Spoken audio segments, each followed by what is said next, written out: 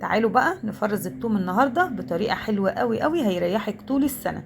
يعني هتجيبي كميه التوم اللي انت عايزاها واللي انت بتستخدميها طول السنه او طول فتره 6 شهور. هتتعبي فيهم ساعتين بجد، ولكن هترتاحي طول السنه. وهيبقى عندك توم في الفريزر حكايه، ولا هيصفر منك ولا لونه هيغير، وهيبقى ريحته جميله. وهنعمل كمان توم باودر. توم باودر بقى غير بتاع المحل خالص، وغير اللي بنشتريه. ريحته هتفضل في المطبخ كده طول ما البطرمان محطوط. نبدأ كده ونقول بسم الله ونصلي على الرسول عليه أفضل الصلاة والسلام. ما تنسونيش بقى في لايك وشير للفيديو وسبسكرايب لقناتي على اليوتيوب للي أول مرة يشوف القناة. جبنا التوم، عملناه زي ما انتوا شفتوا كده، شلنا العنوش بتاعته خالص كده واستبعدناه. تعالوا شوفوا هنعمل بقى ايه. عندي الروز بتاعته بس هنقشرها برضو ونشيل الورقة الخارجية اللي هي كلها طينة وكلها تراب، دي نستبعدها خالص. خلاص كده هنفصصه بالشكل ده، ونشيل كمان الراس العنوش اللي طالعة منها ديت، يبقى نضيف ابيض زي الفل. هنيجي بقى على الورقة الداخلية دي، مش هنرميها. شايفين الورقة اللي جوه دي اهي، دي هنعمل منها توم باودر تحفة خطير. ريحة وطعمه حكاية، يعني انت بعد كده تعمليه بنفسك، عمرك ما هتشتريه تاني. هنفصص بقى التوم بالشكل ده. الراس من جوه، راس التوم من جوه ما بيبقاش فيها قشر كتير، يعني هناخد القشرة اللي بره النظيفة. هنستبعد، هنعمل واحدة كمان اهي. هنستبعد بقى اللي هي عليها الاتربة والطينة وكل ده مش عايزينها، ونيجي على اللي جوه نفصصها بالشكل ده. هناخد القشرة على جنب والفصوص لوحدها على جنب. عايزه اقول لكم ان التوم دوت انا عامله الفيديو ده من زمان، من فتره معايا كده على التليفون، فانا بمنتجه دلوقتي. يعني التوم ده بقاله يجي شهر معايا كده على التليفون، عشان هو لسه اخضر. تمام كده، دول حوالي 4 كيلو من التوم. خلصت كل الكميه بتاعتي وفصصته بقى زي الفل. عندي كده نضفت مكاني وشلنا اللي كل العفش اللي هو اللي طالع كله طين وكله ده. وتعالوا بقى نعمل ايه. هناخد كل الورق اللي طلع اهو بالشكل ده على الصاج بتاع الفرن، ونشغل عليه الفرن على درجة حرارة 100. ماشي، النار هادية خالص خالص خالص في الفرن من تحت ومن فوق. ونقفل عليه بقى. هيقعد حوالي مثلا ساعة، ساعة الا ربع كده، على حسب ما كل شوية قلبي فيه. ونسيب بقى براحتك خالص، يعني ما تعليش عليه النار عشان انا مش عايزاه ينحرق ولا ينشال. تمام. هنيجي بقى على التوم الفصوص. تعالوا نفرمه بقى بطريقة خطيرة. كنت زمان بجيب التوم ده واحطه في التربو، ومنين ما اجي اعمل اكله ولا طبيخ ولا اي حاجه اقف اقشر واحط التوم وكده، كان بياخد وقت معايا وغلبه. جربوا بقى الطريقه دي وفرزي التوم على طول، هيسهل عليكي كل الامور في المطبخ. هنفرم بقى. ادي مثلا مقدار الكبه دي واخده 2 كيلو، فيها 2 كيلو من التوم. هنحط لهم معلقتين من الملح، الملح الابيض، وعليهم 3-4 معالق من الخل، عشان يحافظ على لونه ويدنه ابيض زي الشمع كده لحد اخر قطعة عندك.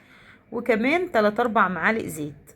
يبقى الكبة فيها حوالي 2 كيلو توم، هنحط معلقتين ملح على 3-4 معالق خل، او 3-4 معالق زيت. وخلاص كده. وفرمي بقى زي ما انت عايزاه ناعم قوي معجون كده ماشي، فرمي. عايزاه خشن شويه، يعني قطع، بيبقى فيه قطع يا دوب ضربتين 2 بالكب وكده زي الفل. تمام. كمان ضربه كده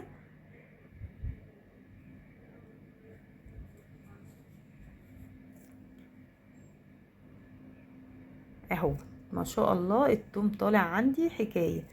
وشوفوا ابيض وجميل ازاي، هيدنوا عندي كده لحد اخر حته في الكيس اهو. تعالوا بقى نكمل الباقي. وانا حطيته في الطبق كده علشان اما نعمل ده اقلبه كله مع بعض وبعدين نقعب بيه. هنكمل بقى الباقي، نحط باقي الفصوص بالشكل ده. وطبعا انا مولعه على قشر التوم اللي هنعمله توم باودر في الفرن، وايدك فيه بقى كل شويه 10 دقايق قلبيه لتحت فوق ولتحت واللي فوق تحت، علشان ما يتشعفش من مكان ومكان يدنه ني. هنضرب دول كمان اهو بالشكل ده. تعالوا هنحط بقى نفس الخلطه اللي حطيناها، معلقتين من الملح، وعليهم 3-4 معالق خل، 3 معالق او 4، وعليهم 3 معالق من الزيت. واضربي كمان ضربة وكده. خلاص، الخل مع الملح كده مادة حافظة، وبتخلي لونه يدنه ابيض زي ما هو، زي ما قلت طول الوقت اللي عندك اهو كده. خلاص هنقلبه.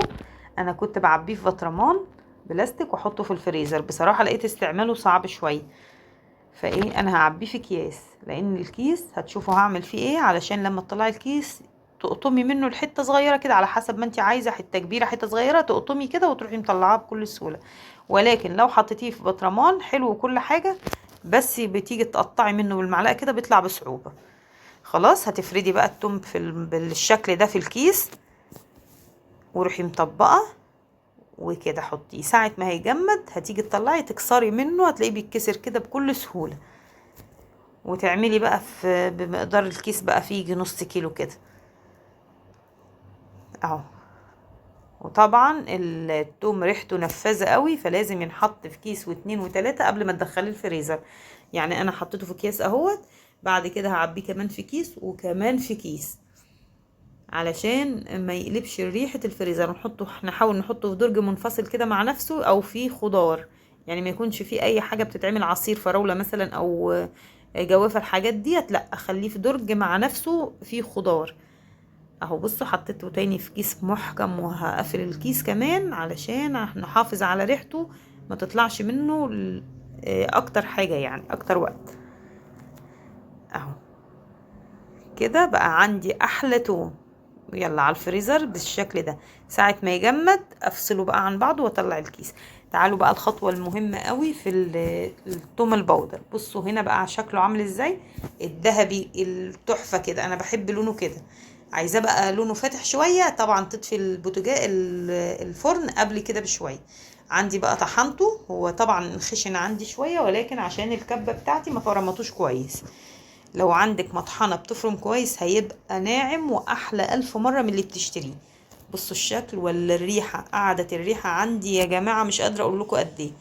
حطيته في البطرمان كده ما قدرتش احافظ، الريحة قلبت المطبخ. رجعت تاني فضيته في كيس وحطيت الكيس في قلب بطرمان، علشان الريحة قلبت المطبخ زي ما قلت لكم، ريحته حكاية. اتمنى فيديو النهاردة يا رب يعجبكم. ما تنسونيش في لايك وشير للفيديو وسبسكرايب لقناتي على اليوتيوب. استودعكم الله واشوفكم فيديو